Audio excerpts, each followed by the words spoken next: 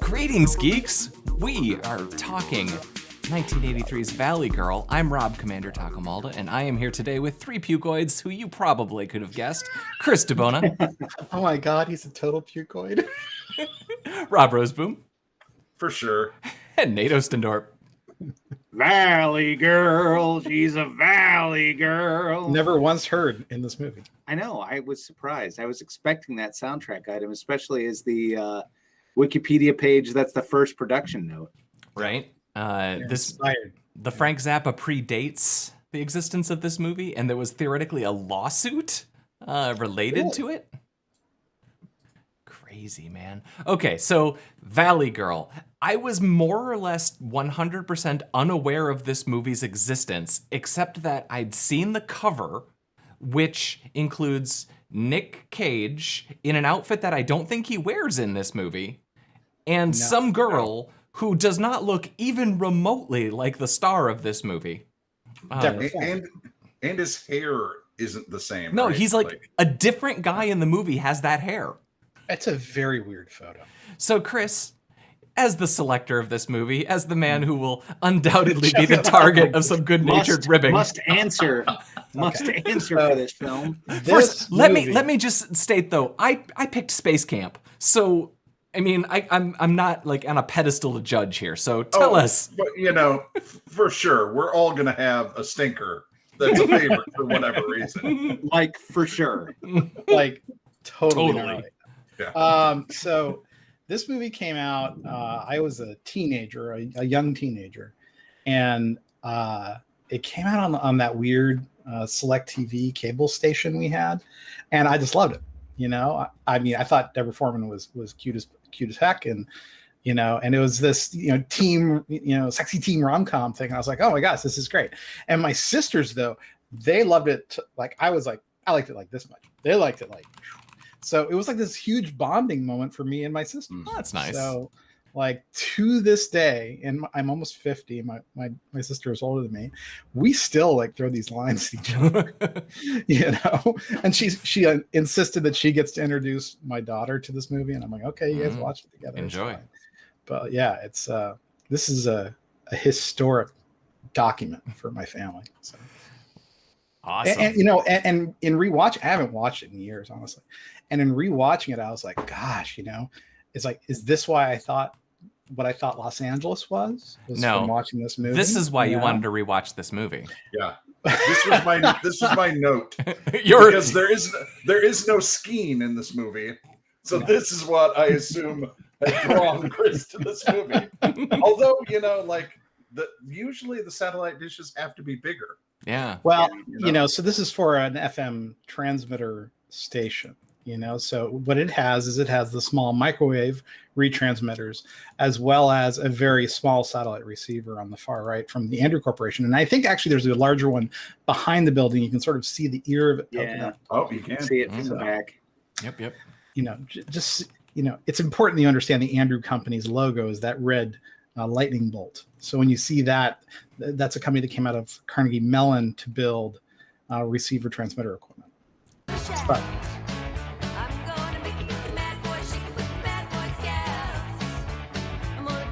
all right, that's enough for our copy strike. I will also say that this movie has a pretty decent soundtrack if you're into 80s music. Totally. Now, what I will say is it has almost no punk music in it. Right. Or a movie with a character who's supposed to be a punk. But we'll get into that too. I would say, and maybe this is not accurate to the LA punk scene, but it has a lot of new wave. Not a lot of traditional punk, but what we called alternative music back in the day. Right? Alternative music. Yeah. So the thing about this movie is, it's not super punky, but it is very downtown LA, right? The Plimsolls, all these bands that you would find, really, they were Los Angeles bands, and you would find them on that one strip of Hollywood Boulevard. So. I over the course of this viewing, I added the Plimsolls track and the Pat Travers track. to my library. I was glad of it. Those are both good songs. The entire Plimsolls album that they pulled the tracks from and the Sparks album are just wonderful. One thing also, I looked up this mall. It's still in existence. It didn't get torn down between the movie being filmed. I thought it was originally filmed in the Galleria. It wasn't. It was filmed in like Alder Place in the Valley. So. Fair enough. So here's my first real note of the movie. At this point, we're 3 minutes and 50 seconds in, and I'm not sure if this movie's going to be good or bad. Whatever. I have no judgment. But then we have this sequence here, which is about 40 seconds long, and it's everybody in super, super close up. There's no like wide shots in this 40 seconds. It's just girls talking about their feelings, but super close up. There's something like 11 cuts here in super close up. It's not just girls talking about their feelings. I would say there's some talk that objectifies men. Oh. Yeah. Oh yeah. So I think at 350 is the line that really jumped out at me when I was a kid. I was like, what are they talking about? Okay, so he's awesome. No, not that one. Someone says, so Elizabeth Daily, who's in this movie, she's the voice of Tommy Pickles. Yep. In the children's show, and she does a lot of voice work now. She's just hilarious. She's kind of filthy mouth. She's also upon watching this, I might have had to pick my next movie based entirely on her, and I think you know full well what movie I have to pick, because I think she's only in one other movie. Yeah, she's only in one other movie as a singer, right? Nope. That one. Yeah. Never mind. Okay. I'm glad it's not my pick next. So yeah, the mall sequence introduces most of our kids. Tommy. Yeah, he's dreamy. Yep. Oh God. Yep. We spend some quality time at the beach, where again very little happens. We meet Nick Cage and his friend Fred. So, what's Nick Cage's character's name? Is it Randy? John? Randy. Yeah, Randy doesn't wear shirts. Yeah, I do like how he has shaved every bit of hair off of his body except for the V in the middle of his chest. If you look there, do you think he was just young and hadn't developed yet? I mean, I don't know. No, not the thickness of that I think hair. that's the equivalent of the bikini wax. Yeah. Which is very punk. So in this movie, at filming time, I looked up the ages of a bunch of people because I was curious. Nick Cage is 18. Oh my gosh. Yeah. And then most of the girls are in their early 20s, and then there's a couple of the guys that are in like they're like around 30, but also the other, well, I'll say this. I have a note later. There's not like huge age discrepancies amongst the kids, but it's still weird because a lot of these kids still look, 25. Yeah, but there's a big thing here about the 80s. The girls mostly look way older than high school, and they're actually like 20 21 years old, but there's something about the hair and makeup and fashion of early 80s movies where girls just look 10 years older with that big weird hair. I don't know what it is. Wait, before you go for it, I'm gonna let it run. Okay, go ahead. Parties in the valley. I don't want to go to the valley. So punks hate the valley? So punks hate the valley. Now, the thing I wanted to say though was that so I'm an Italian person, and I'm hirsute. I'm hairy. It's possible that he didn't shave. That's all I'm saying. Because the way that I developed hair, it was treasure trail and chest and nothing else. So yeah, but he just want to share. It spreads from the center out. He was missing the trail. All he has is chest. Out and down. It's like a superhero logo. Yeah, exactly. Nick Cage famously wanted to play Superman for years and years. So this was his way. And here we are with the only characters in this movie that are worth a damn. Yep. Her parents. And Colleen Camp was in like half a dozen of these 80s movies too. And she's another one too where like when you see her, she doesn't look that much older than the girls. She's just got her hair pulled back in a bun. Yeah. Like she's serious. And the big glasses. Yeah. Which, I mean, she's just kind of nerd. I got no problem with that. That might even be my jam.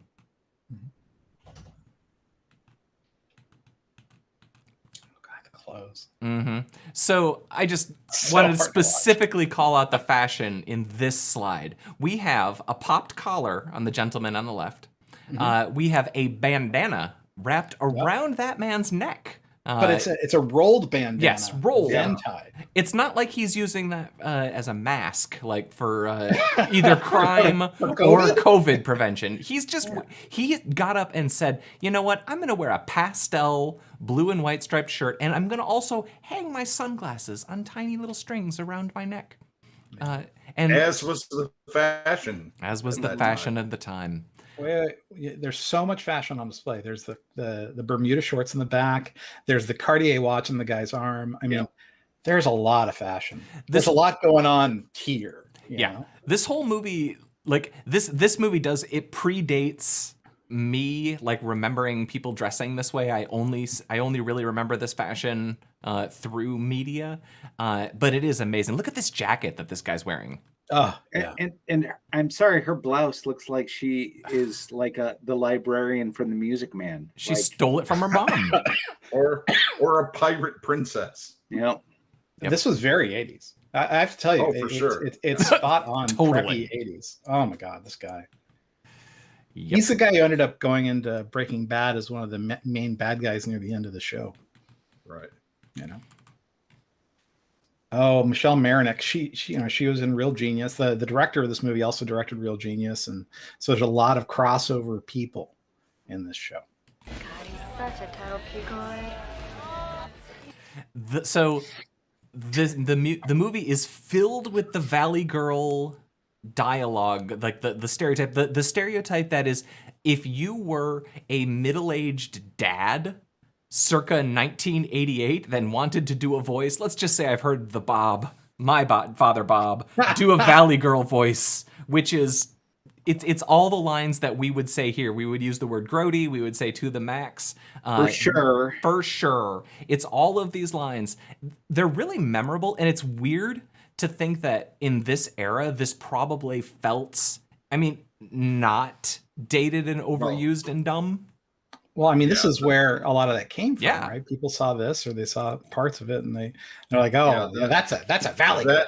That whole Valley Girl thing spread across the country. That became a very popular thing with the preppies. Oh yeah. Oh, so preppy. The other thing is that, so 1 year prior to this came out the movie that I thought was the strongest parallel that I could think of for this one, which was Fast Times at Ridgemont High.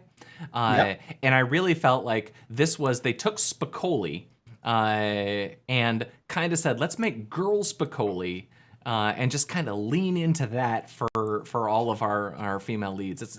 And I don't know, man, Fast Times works better for me as a movie, but but Spicoli's a stoner. These totally. are Valley Girls. They're complete opposites. But they've still got like the high off credit cards. And you know, like it's such a nice recognizable tone.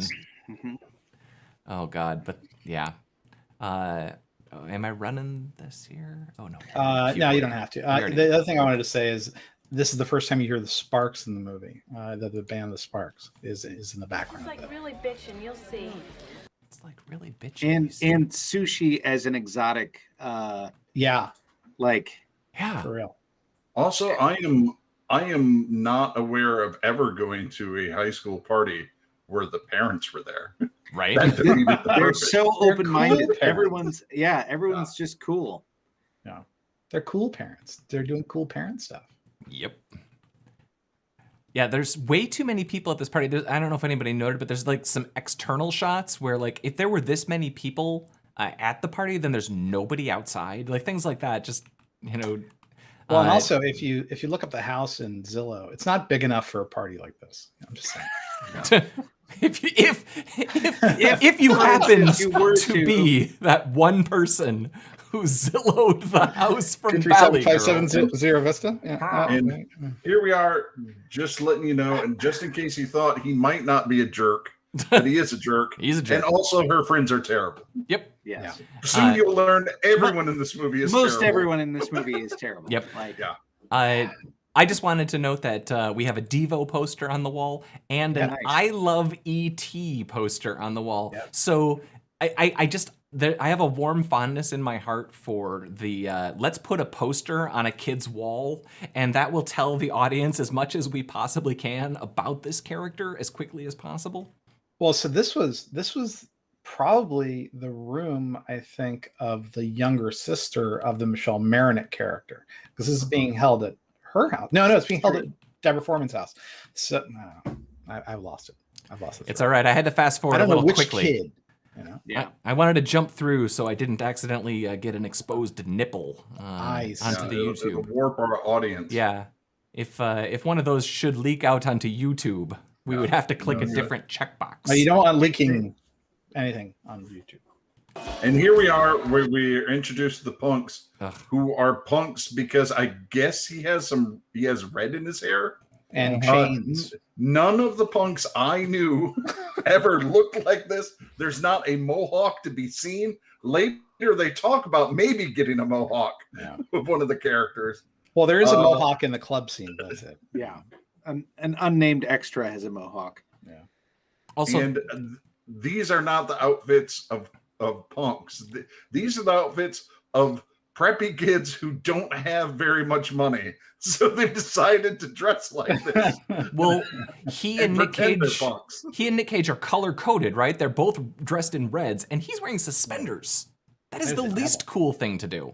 Well, I figured that was like a Men at Work or a Dexy's Midnight Runners thing. I could. They're punk adjacent. They're just not punks. So say what you will about this character, he proves to be the best wingman you could ever have. Yeah, it's true. And I take it back. He's actually kind of a decent person. Yeah. Totally. Yeah. Yep. For sure. Yeah. But this is a great line. So, how's your mother? She's dead. They have these little like bits of him just like getting shot down over and over, and I'm like, oh, this is great. It's hard being 26 and hitting on high school kids. Yeah, that's actually the vibe I got from them. Was like it's older dudes at a high school party. I'm like, oh, you're creepazoids. So that's right. Oh, this bathroom sequence was really weird. Yeah, it's uncomfortable. You know this actually struck me as being very like Shakespeare theatric, where you have a person who obviously couldn't hide where he's hiding, but he hides there for theatric effect and nobody sees him. Uh-oh. Click the checkbox. Yeah. It's tragic. Yeah, he sees drug use and sexual activities, and why is he hanging out in there exactly again? So the thing I put as the note on this, you have to play it for 5 seconds first for Nate. I'm so sure. That's the line, man. Yeah. I'm so sure. The way she does it, it's very sweet. It is cute. So the thing I pointed out here is remember that he hung in that bathroom for like a half hour of people, urinating, pooping, getting, all states of humanity. This is like the behind the tents at Oktoberfest. It's just like, and he was there for it all, just waiting for her. That's because they were meant to be. Yeah, it's a little, gross though. Yep. So, I wanted to point out, look to the upper right of the screen there, Mr. Hey, Moore. Empire Strikes Back. It is invisible to our audience. It is cropped by our super cool curtain. Yes, there's just a movie theater and it has Empire. It's got the Empire logo. Good job. I have to drop it like that. You know me, man. You know what I want. I know you. Yeah. And then they do the pan of Rocky Horror people. Of landmarks, like they show the Roxy at some point in here, if I remember right. Yeah, the drive past Rocky Horror. So this is the one where this theater in Hollywood is where the whole chanting at the screen and the introductions and all the rest for Rocky Horror started at the midnight showings there. So it was famous. It was like a place you'd go if you were a Rocky Horror nerd. So this line I liked. Like, I'm not getting out of this car. All right, but when they attack the car, save the radio. Save the radio. Save the radio. But delivered so bored. Yep. And you could have delivered that line. Maybe a second take. So this movie had a $350,000 budget. which is amazing, and a $250,000 music budget. They spent almost as much on music as they did on all of it. Yeah, and money well spent. According to the Wikipedia, right, there was a bunch of songs that they intended to include that they couldn't get clearance with at the end, so they're included in the credits, but not the actual soundtrack. My sisters and I, we would pass around a mixtape we made of all the songs that you couldn't get until it was like the Sound Factory did one in the mid 2000s. It's a good soundtrack. It's a great soundtrack. I got a YouTube playlist for you too, if you want it. So. Well, that's cool. Oh, it's not. It's so uncool. Why couldn't they own a Pizza Hut or something? I just liked, so bored with her parents owning a health food store. Why couldn't they own a Pizza Hut or something? Right? Then they would be cool. So I will 1983. admit, I was, 13, 14 when this came out. And the sushi was kind of exotic for a kid living in Salt Lake City. And then this concept of a health food store colored my vision of what health food was forever. It was, wheatgrass, it was green juices, it was weird and just like not very tasty. It may have been exotic in Salt Lake City, but let me tell you what it was in Holland. What was it in Holland? It did not exist. Like Bigfoot, rumored in some places. I remember the first time I had sushi, and it was definitely like out of college. Yeah. Back to the parents. This is, in my estimation, this is the best parents line here. It's a place, What did it were? God, why don't you just punish me like Stacy's parents do? Bad karma, dear. And honestly, this driver's ed scene, I remember the first time I saw it. It's fantastic. And it's got the guy, I think from WKRP. He was the news guy in WKRP. Although I can't really figure out why he throws himself out of the car. That was confusing. That was confusing. They're going like 10. Yeah. Confusing and not very convincing. It was just silly. And that's what this is queued up to show us. Tell us quick, who is he? He was at the party. Eyes forward, mouth shut. Could it be Brad was there the whole night? Who is it, Julie? You might need to pause it. This is we just had a driver's ed sequence a couple movies back in The Naked Gun.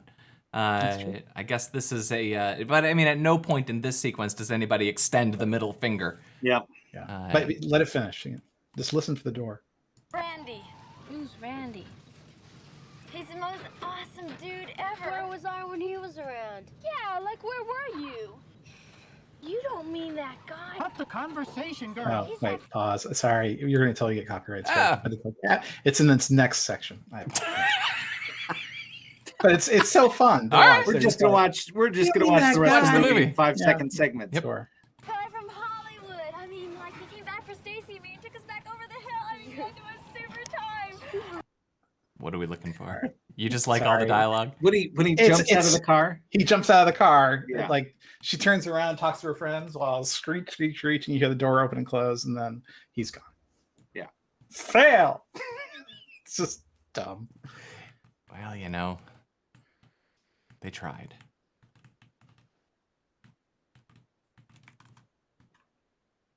So what I liked about this scene is that this entire scene I was thinking, oh, they're by a pool. Mrs. Robinson. Robinson. And then she says it. Go ahead, play. Plastics. Plastics. Skip, the time to do something is when the time is right. He's the dumbest human being. Also, this is another situation. They're the same age. I'm looking like she's 35, he's 25. She's wearing like kind of youthful hair. His hair is dumb. He's got a hairy chest. Like these are adults. Yeah, these are adults and not like dramatically. He's got a lot of hair too. That's like kind of going up. And, so yeah, the thing is, they're trying to like do a whole thing here. But, yeah. The actual plastics line is a nice little nod to Mrs. Robinson. Yeah, they pay it off later on. If for however much you think that payoff was worth. Yeah, exactly.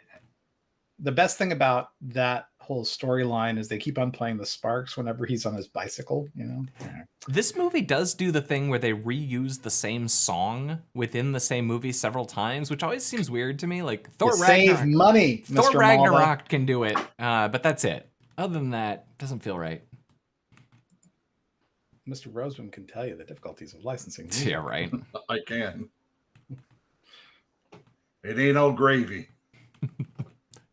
They're in front of the Romeo and Juliet sign, you know, because this is very subtle how they're, you know, from two different families, two different sides of the track. You know, like I know that they say this is loosely based on Romeo and Juliet, and I think it must be because it involves two young people in love, because nothing else with different backgrounds. Yep. I guess. Yeah, that's a Romeo and Juliet story as far as Wikipedia is concerned. Yeah.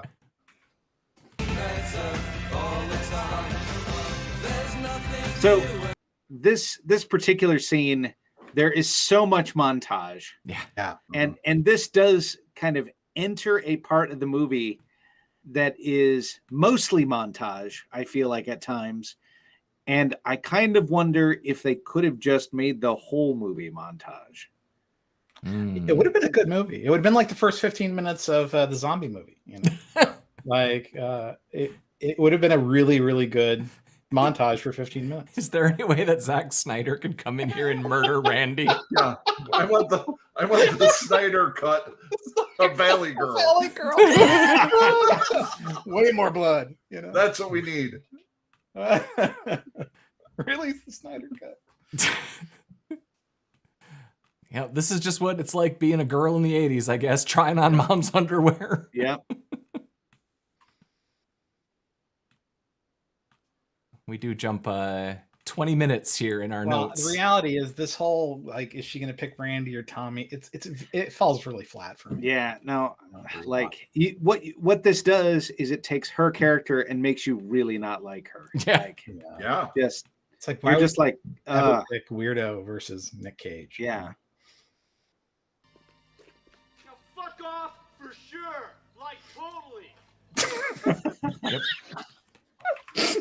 He said what we're all thinking. Yeah. Okay. Oh, okay. All right. So this actress that he takes up with in the bathroom of the club, that's Joyce Heiser. Okay. Joyce Heiser was the lead in the film, the very 80s film, Just One of the Boys, about the reporter who turns herself into a boy so she can get the reporter scholarship, whatever. Anyway, I just want to point out that was Joyce Heiser. So. Yeah. Yeah. So.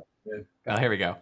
Oh, bitch, and is this in 3D? No, but your face is. Oh, like I hate 3D. So she hates 3D, but this is like the same year that Jaws 3D came out. And what was it? Like Friday the 13th in 3D? Like 3 3D movies came out.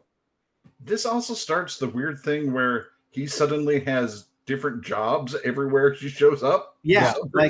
Yeah.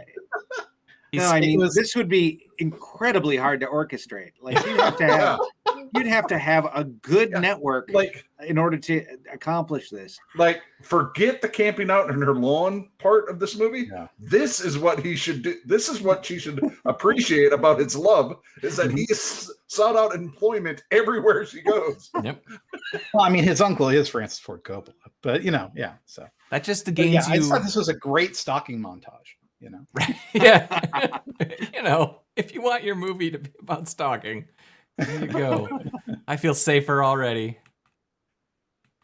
Pining for the girl. Oh yeah, on the Hollywood Hills. This part just really confused me because for no reason. Yeah. And look at how punk that belt is. You're a cowboy. Yeah. There's that punk song, I Want to Be a Cowboy. Maybe that was. Do you think that Nicolas Cage just had that whistle in his pocket? Sure. Let's go with that. Yep. For $350K budget, he probably improvised that scene. Go back a little bit. That's is that the guy who played Cobra Kai? Cobra Kai? He kind of looks like him. Could be. I'll have to look that up later. To add to your wealth of knowledge about Valley Girl. Most comprehensive database He on Valley is Girl. He is in this, so that might be him. But Katie Sagal is supposed to be in this too, I thought. Oh, that's Weird. right. Steve, hurry up, dear. Tommy's here.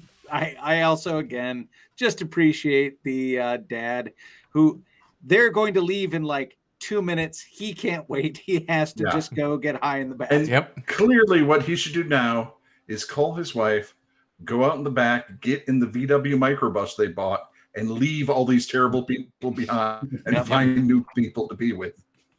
I also like that he's trying to take the pictures with the lens cap on. He's got a rangefinder on that camera. He's stoned.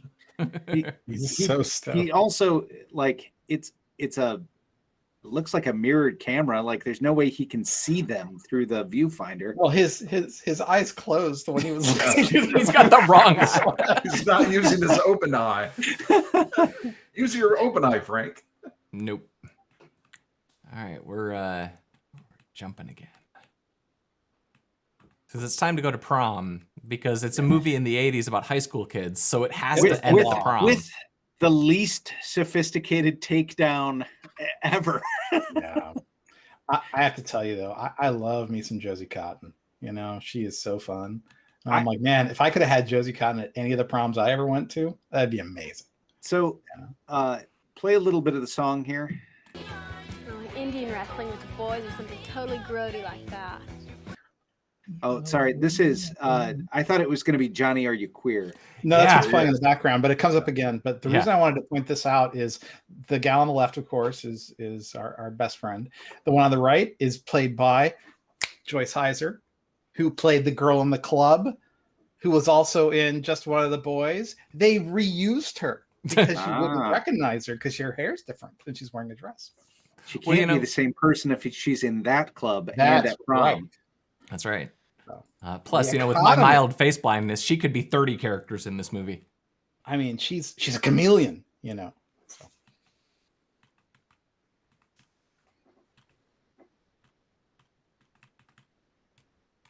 So I did find it interesting. You had a note about Johnny, Are You Queer? You would never play that today. Yeah. I Googled it, and it apparently was sort of a gay anthem. Yep. Like it was kind of a thing. It was a hit. It's a great song, As the thing I want to point out here is the woman speaking, who's I guess the principal or something. That's actually Mitch's mom from Real Genius. So like again, another Real Genius actor. Small world.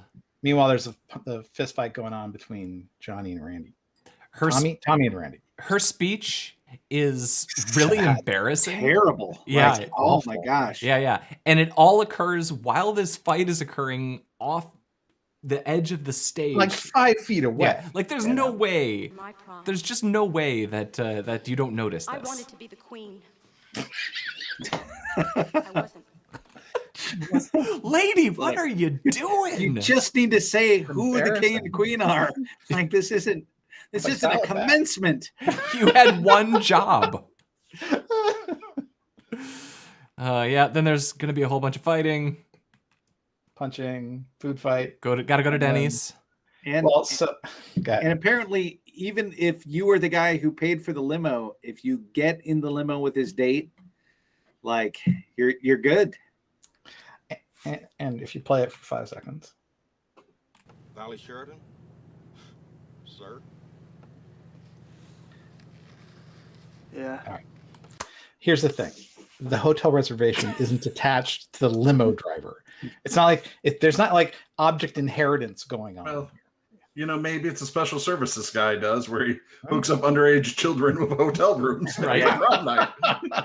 It's a package deal. We all knew which hotel would take you. It's very lucrative. If I'm Nick Cage in this situation, though, I've already checked in to the hotel and I have my key because I'm not, like this guy. He's because I work there. I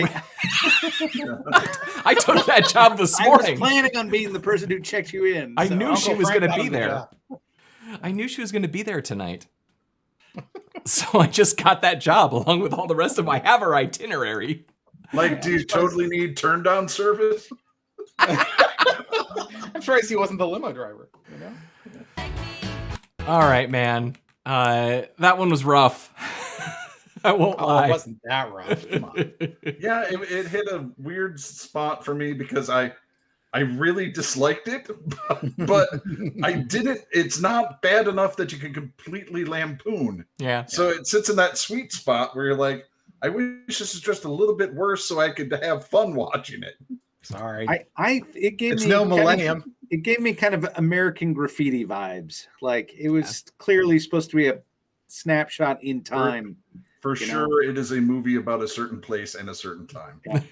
And that place is living rent-free in Chris DeBona's head forever. I am a child of I am the man who grew up of his childhood, or whatever they say. You are that. And like I said, I made you guys watch Space Camp, so I literally can never say anything ever about any movie we ever choose. That was hard to watch. This is fun because in the last over the quarantine, I watched like all the John Hughes movies from the 80s, and to see this, like another one was My Chauffeur, which I think has the same lead actress as this, and it's weird because that was a movie that Kat grew up with, but that I had never seen, and it's weird to go back and see these sort of slice of Americana movies, but without any of like, because I saw those John Hughes movies a lot as a kid. So like those are kind of built in. Fast Times at Ridgemont High, those are built-in movies. It's weird. It's like somebody made a bit shifted version of these movies, but I can see them without the goggles that I assign to my own movies. Now, is it Rob's choice next? It is. I think so. Take us uphill. I'm uphill. I'm debating between two movies. I think what we're going to go with, since we watched Network 2 weeks ago, we're going to watch a movie that hasn't quite come true like that yet, but we can hope that the cast of this movie, it does happen to those people. We are going to watch The Running Man. Ooh, nice. I was just going to say that you're going to pick The Running Man. I love The Running Man. I haven't seen it in 5 years. I'm excited to watch it again. Excellent pick. Excellent pick. All right. Gentlemen, thanks for hanging out. You grody to the max. I don't know. I'm used up on this. Dork. Yeah, I don't really know what are there other. No, you should go to the next movie and say we're all winners, just like Whitman, Price, and Haddad. All right, which is a Running Man reference. Then I would like to thank Chris Whitman DeBona. Thank you for indulging me. No, I'm glad of it. Rob Roseboom. Gag me with a spoon. Nate Ostendorp. Grody to the max. Oh, that was the only one that I had left. All right. I'm Rob Commander Taco Malda, and we'll be back on Friday, and we'll watch some sort of news instead of a movie. Bye. I'm so sure.